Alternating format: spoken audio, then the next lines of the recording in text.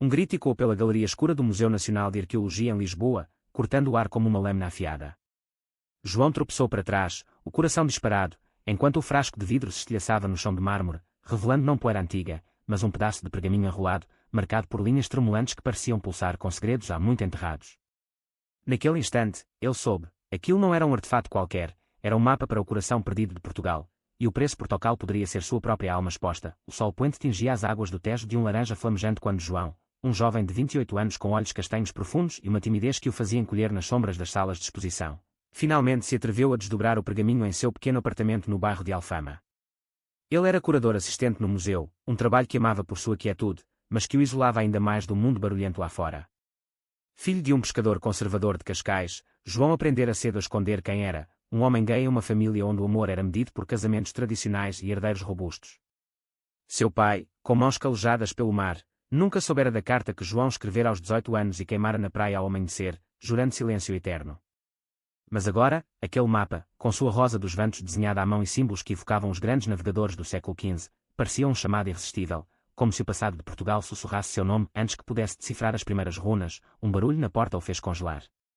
Bateram com urgência, e João, com o coração na garganta, escondeu o pergaminho sob uma pilha de livros. Era Miguel, o novo colega de pesquisa, um arqueólogo de 30 anos vindo de Coimbra, com cabelos castanhos ondulados e um sorriso que iluminava as galerias mais poeirentas. Miguel chegara ao museu há 2 semanas, trazendo consigo um ar de aventura que contrastava com a rotina meticulosa de João.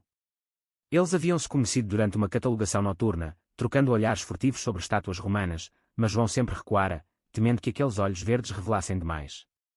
João, você está aí. Preciso falar sobre o artefato do século XV que caiu hoje. Foi acidente seu.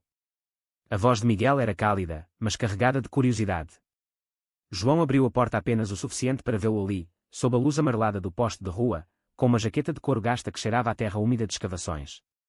Por um momento, João imaginou contar tudo, o mapa, o pânico, o segredo que o consumia, mas as palavras travaram na garganta. Em vez disso, murmurou uma desculpa sobre fadiga e fechou a porta, ouvindo os passos de Miguel se afastarem pela escadaria íngreme de Alfama, e naquela noite, enquanto o mapa se desenrolava em sua mente como um sonho febril, João sonhou com mares revoltos e tesouros afundados, mas também com um toque gentil que o ancorava à realidade.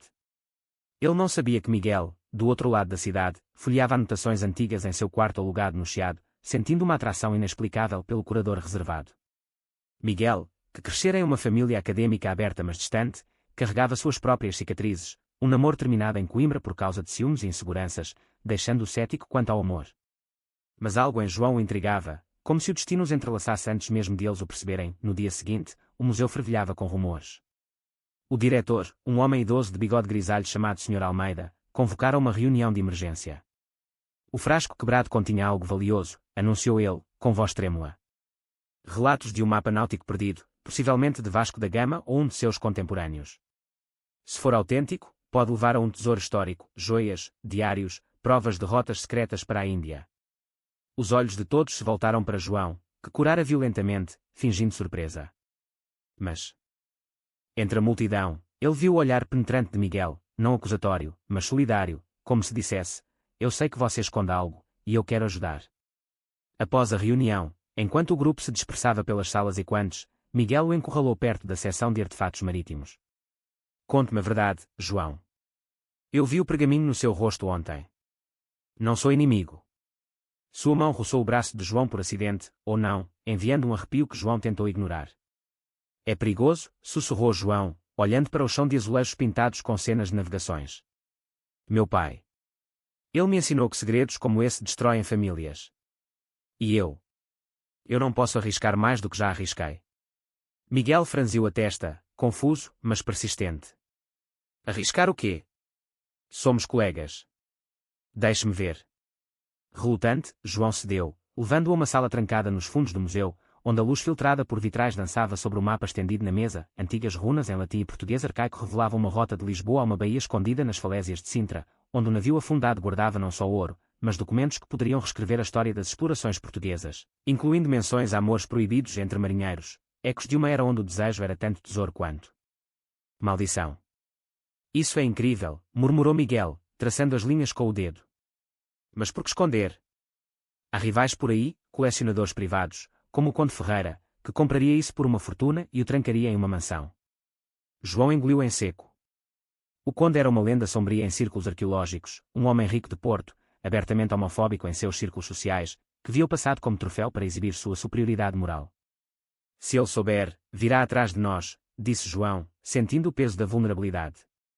Miguel o olhou nos olhos, e por um segundo, o ar entre eles crepitou com algo mais que curiosidade, uma faísca de confiança, talvez o início de algo profundo. Enquanto o sol se punha sobre as 7 colinas de Lisboa, João e Miguel saíram do museu pela porta dos fundos, o mapa dobrado no bolso interno da jaqueta de João como um coração batendo acelerado. Eles caminharam pelas ruas empedradas de Alfama, onde o fado ecoava de janelas abertas, lamentos de amores perdidos que pareciam espelhar a tensão entre eles. Vamos a Sintra amanhã, propôs Miguel, parando em uma praça pequena onde uma fonte jorrava água cristalina. Eu tenho contatos lá, um guia local que conhece as falésias melhor que ninguém. João hesitou, o vento marítimo bagunçando seus cabelos pretos curtos.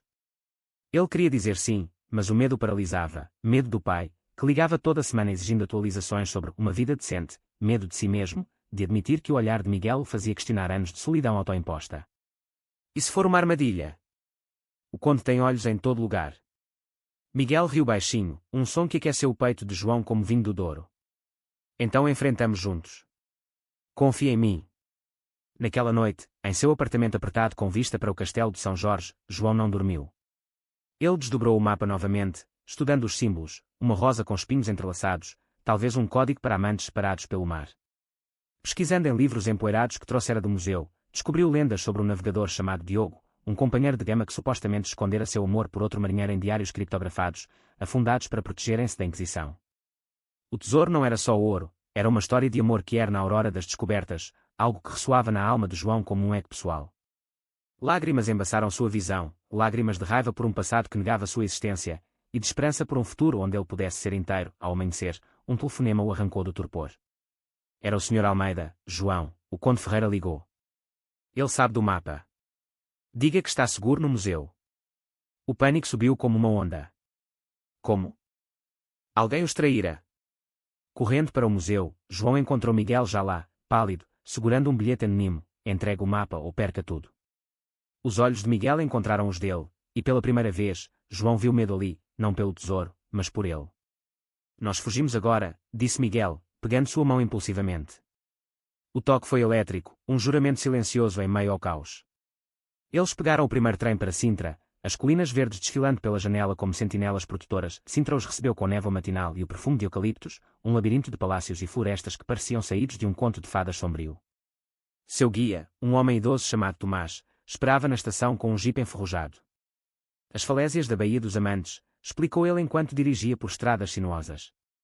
Lenda diz que 2 marinheiros se encontraram ali, jurando amor eterno antes de partir para o desconhecido. O navio afundou em uma tempestade, levando seus segredos.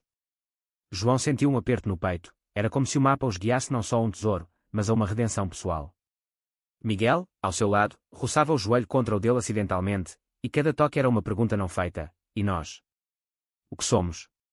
Chegando às falésias, o vento uivava como um lamento, e o mar batia furioso contra as rochas abaixo. Tomás apontou para uma gruta semi-escondida, acessível apenas pela maré baixa. O mapa indica ali.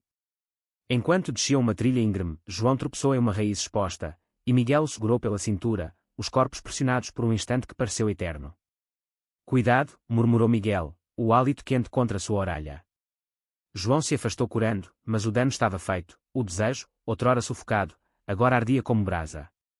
Dentro da gruta, a luz filtrada revelava paredes gravadas com símbolos idênticos aos do mapa, corações entrelaçados em pedra, provas de um amor que desafiara séculos. Enquanto escavavam com cuidado, usando lanternas e pás portáteis, um ronco de motor ecoou lá fora. Eles nos seguiram, sussurrou Tomás, os olhos arregalados. 2 homens emergiram da névoa, capangas do conde, musculosos e impiedosos, com olhares que prometiam violência. O mapa, agora, grunhiu mais alto, um brutamontes com cicatriz no rosto. Miguel se colocou na frente de João, protetor. Isso pertence ao povo português, não a um colecionador egoísta. A briga explodiu em punhos e gritos, o eco reverberando na gruta como trovões. João, sem treinamento para tal, encontrou uma pedra solta e a arremessou, acertando o joelho do atacante. Mas o outro agarrou pelo colarinho, rosnando, sabe, o conde odeia gente como você, fraca, diferente. As palavras cortaram mais fundo que os nós dos dedos, e quando as vozes do pai de João, dos colegas de escola que o isolavam. No caos, Miguel derrubou o homem com um soco preciso, puxando João para si. Você não é fraco. Você é corajoso. Eles escaparam pela maré subindo, os capangas amaldiçoando enquanto o mar os isolava. No jipe de Tomás, ofegantes e machucados, João finalmente desabou. Porque você me protege. Você nem me conhece. Miguel parou o veículo em uma clareira, virando-se para ele com olhos vulneráveis. Eu te conheço o suficiente para saber que você carrega um peso sozinho. E eu? Eu sinto algo por você, João. Desde o primeiro dia. O silêncio que se seguiu foi carregado de possibilidade, quebrado apenas pelo canto de pássaros. João, tremendo, estendeu a mão, e Miguel a tomou, entrelaçando os dedos. Era o primeiro toque intencional, um ponto sobre o abismo de medos. Mas o mapa ainda o chamava, e com ele, perigos maiores. De volta a Lisboa sob o manto da noite, João e Miguel se refugiaram em um café escondido no bairro Alto, um enclave boêmio onde as luzes neon pescavam convites para noites livres. Tomás prometera silêncio, mas o bilhete do conde pairava como uma sombra. Precisamos decifrar o resto do mapa sozinhos, disse Miguel, inclinando-se sobre a mesa de madeira gasta, seus joelhos se tocando sob o tampo.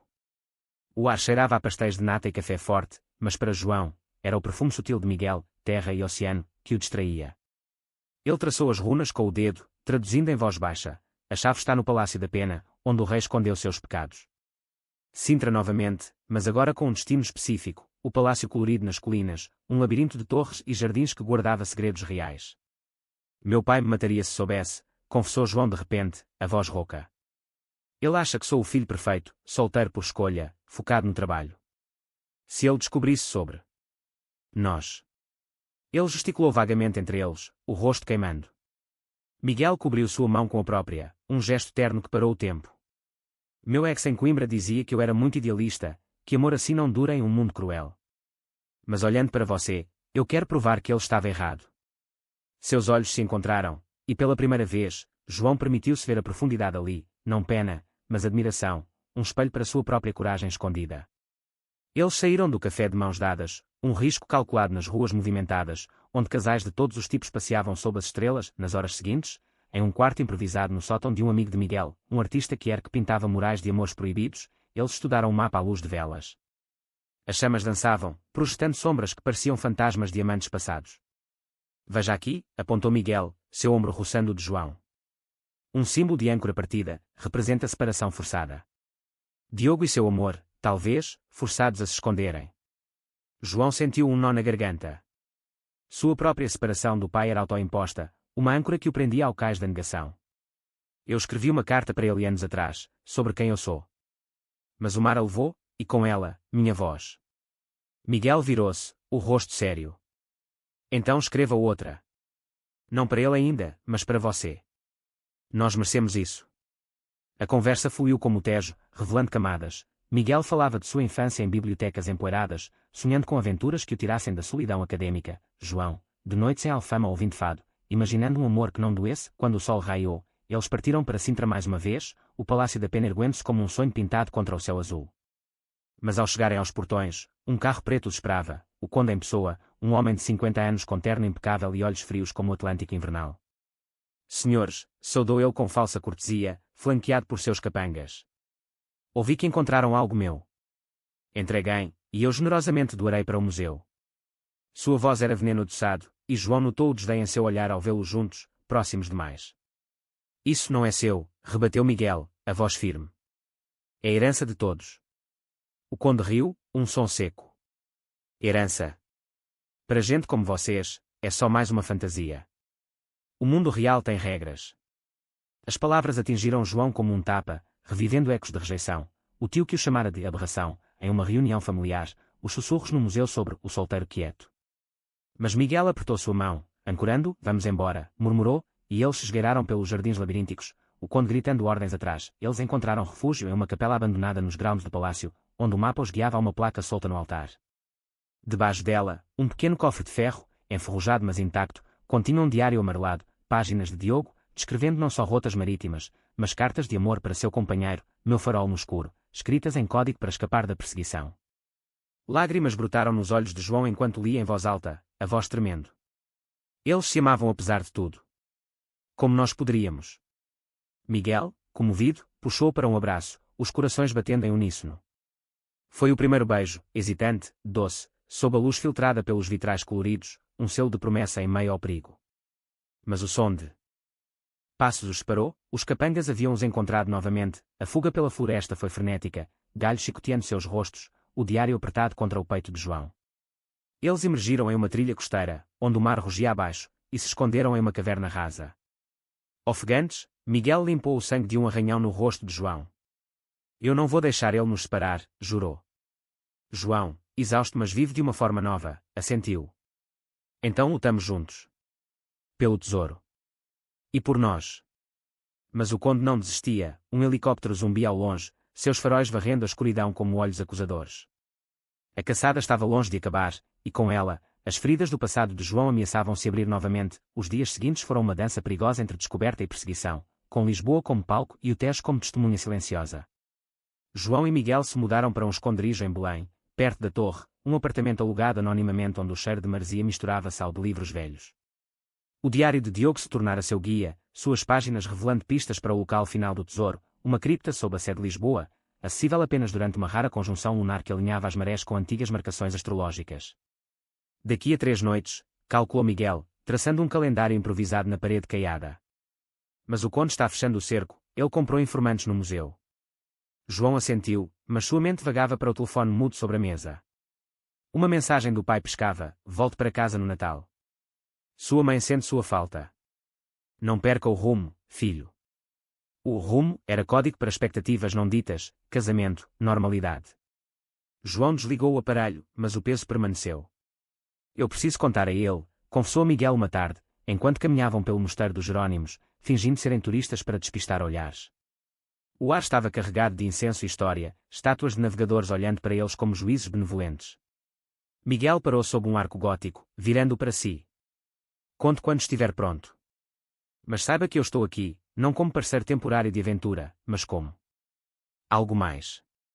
O mais pairou, carregado de emoção, e João se permitiu um sorriso genuíno, o primeiro em dias.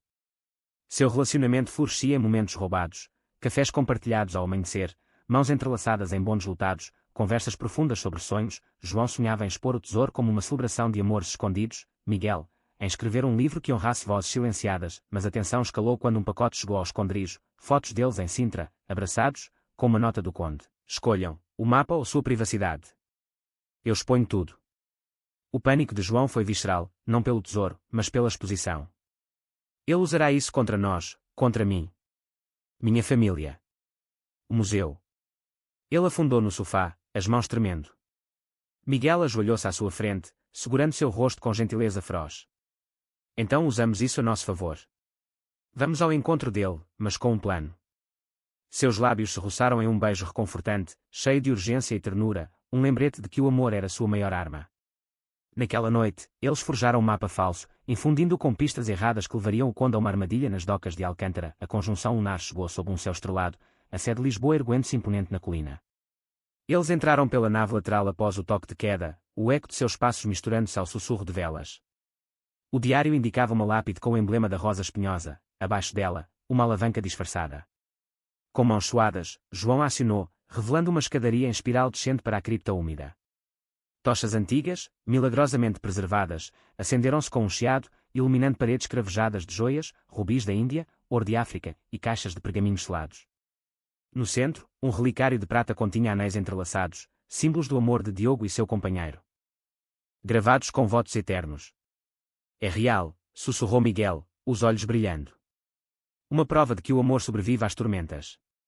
João tocou o relicário, sentindo uma conexão visceral, como se Diogo falasse através dos séculos, dizendo: seja corajoso, como eu não fui o suficiente. Mas o momento foi interrompido por tiros e quando acima. O conde havia descoberto a farsa e os rastreara. Desçam, gritou um capanga da escadaria, balas ricocheteando nas pedras. Miguel empurrou João para trás de um sarcófago, o coração acelerado. Proteja o diário. Eles contra-atacaram com astúcia. João derramou óleo de uma ânfora antiga, escorregadio sob as botas dos invasores, enquanto Miguel usava uma corrente de ferro para imobilizar-o. O conde desceu pessoalmente, pistola em punho, o rosto contorcido em fúria. Vocês acham que podem roubar o que é meu?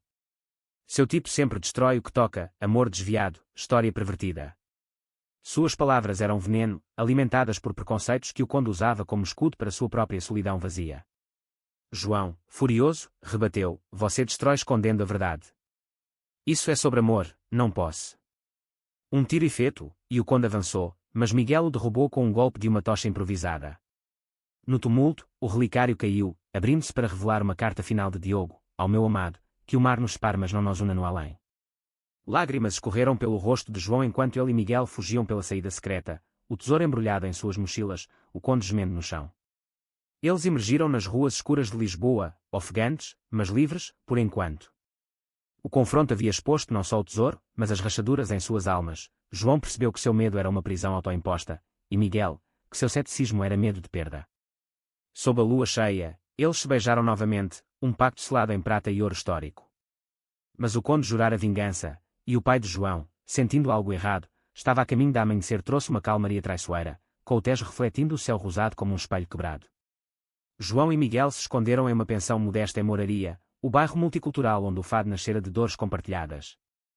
O tesouro, joias, pergaminhos, o relicário, estava escondido em um cofre improvisado sob o assoalho, guardado como um segredo vivo. Precisamos entregá-lo ao museu, insistiu Miguel, enquanto preparava café turco forte na cozinha apertada. Mas com provas contra o conde, gravações, testemunhas. João concordou, mas seu telefone vibrou insistentemente, o pai, agora em Lisboa, exigindo um encontro. Ele sabe que algo está errado. Eu sinto. O pavor era palpável. Confrontar o pai significava arriscar a rejeição total, mas ignorá-lo era trair sua própria jornada de autenticidade. Naquela tarde, eles se encontraram no Café Nicola, no Rossio, um ponto histórico onde revolucionários tramavam séculos atrás. O pai de João, Manuel, esperava à mesa externa, robusto como um carvalho do Alentejo, com olhos azuis endurecidos pelo sal do mar. Filho, o que é isso de museu e viagens? Você parece assombrado. João engoliu seco, Miguel esperando do outro lado da praça, um apoio invisível. Pai, eu encontrei algo. Algo que muda tudo. Ele hesitou, o mapa falso na bolsa como álibi, mas as palavras verdadeiras borbulhavam: eu sou gay, pai. E encontrei alguém que me faz querer viver de verdade. O silêncio que se seguiu foi ensurdecedor, o burburinho da praça um zumbido distante. Manuel empalideceu, as veias no pescoço pulsando. Isso é loucura. Influência de estranhos. Volte para casa, esqueça isso. Lágrimas picaram os olhos de João. Não é loucura. É quem eu sou. E o tesouro que encontrei prova que amores como o meu existiram sempre, mesmo no seu Portugal de heróis. Manuel se levantou abruptamente, derrubando a cadeira. Heróis não se escondem. Você me envergonha. Ele partiu, deixando João despedaçado, o coração uma ruína como as antigas muralhas de Lisboa. Miguel o encontrou. Momentos depois, abraçando-o enquanto soluços sacudiam seu corpo. Ele vai entender um dia, murmurou, levando-o de volta à pensão. Lá, em uma vulnerabilidade crua, João se abriu completamente, histórias de bullying na escola, noites chorando ao som de fado, o medo de nunca ser amado.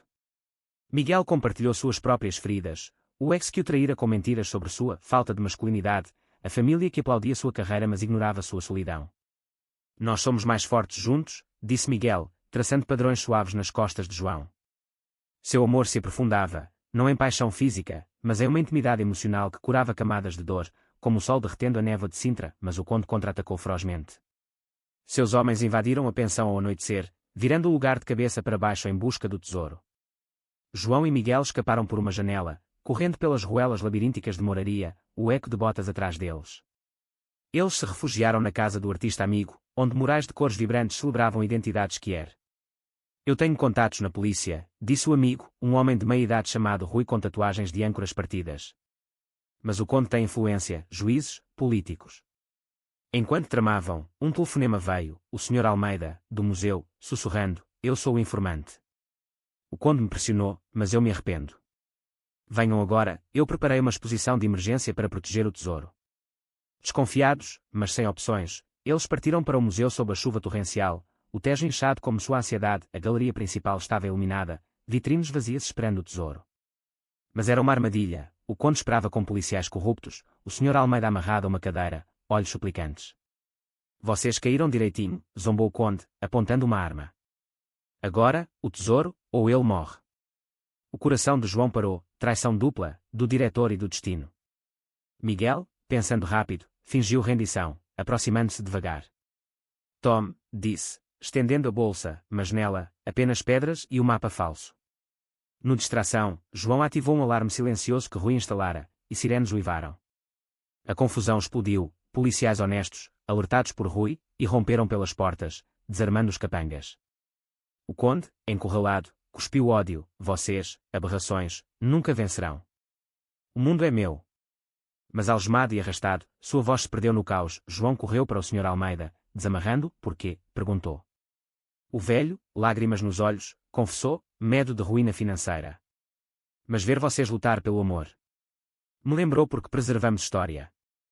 O tesouro foi salvo, exposto naquela noite em uma vitrine improvisada, a multidão de jornalistas e curiosos aplaudindo.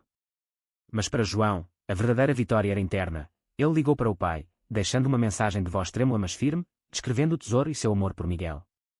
Eu sou seu filho, pai. Todo eu.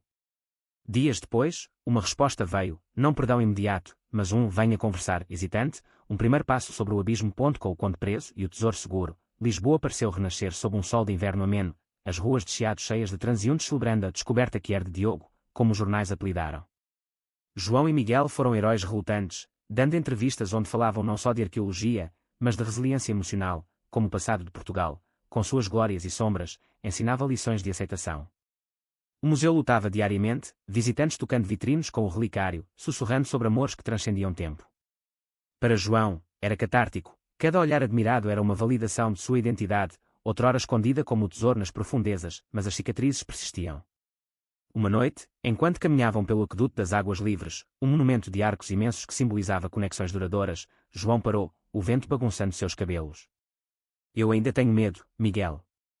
Do que as pessoas pensam, do que meu pai pensará no final. Miguel, encostado em um arco de pedra, puxou para perto, seus corpos alinhados contra o céu crepuscular. O medo não some, ele diminui quando compartilhado. Lembra de Diogo? Ele escreveu suas verdades sabendo que talvez nunca fossem lidas. Nós as lemos, e vivemos. Seus lábios se encontraram em um beijo lento, cheio de gratidão e futuro, o aqueduto e quando seu sussurro como um voto eterno. O amor deles havia evoluído de faíscas de atração para uma chama estável, forjada em conflitos e revelações, onde cada toque era uma afirmação de valor mútuo. No dia seguinte, o encontro com o pai aconteceu em Cascais, na casa à beira-mar onde João crescera. As ondas batiam ritmadas na praia, um lembrete das rotas de Gama. Manuel esperava na varanda, mais envelhecido do que João lembrava, com uma garrafa de vinho verde aberta. Eu li sobre o tesouro, começou ele, voz rouca. E sobre você? Nos jornais. O silêncio se estendeu, quebrado apenas pelo grito de gaivotas. João, com Miguel ao lado, uma presença solidária, não intrusiva, respirou fundo. Pai, isso sou eu. Não uma fase, não uma vergonha. É o que me levou a encontrar algo maior que eu mesmo. Manuel olhou para o horizonte, lágrimas silenciosas traçando sulcos em seu rosto curtido. Eu errei, filho. Cresci achando que força era esconder fraquezas. Mas você. Você trouxe à tona uma história que eu ignorava. Desculpe. O abraço que se seguiu foi desajeitado, salgado de lágrimas e maresia, mas real, um passo trôpego para a reconciliação, onde o amor paternal começava a abraçar o filho inteiro. A amizade com Tomás e Rui floresceu também. Eles formaram um grupo informal, guardiões do passado escondido, planejando exposições itinerantes sobre narrativas que eram na história portuguesa. Miguel propôs a João uma viagem juntos, não para tesouros, mas para as vinhas do Douro, onde poderiam simplesmente ser, sem perseguições ou mapas. Um futuro nosso, disse ele, durante um jantar em um restaurante de mariscos em Belém, velas tremulando entre pratos de cataplana. João sorriu, o coração leve. Sim. Mas primeiro, vamos escrever nossa própria carta, não para esconder, mas para compartilhar. Naquela noite, de volta ao apartamento agora compartilhado em Alfama, eles redigiram uma peça para o museu, Amores nas Sombras das Descobertas, misturando o diário de Diogo com suas próprias jornadas.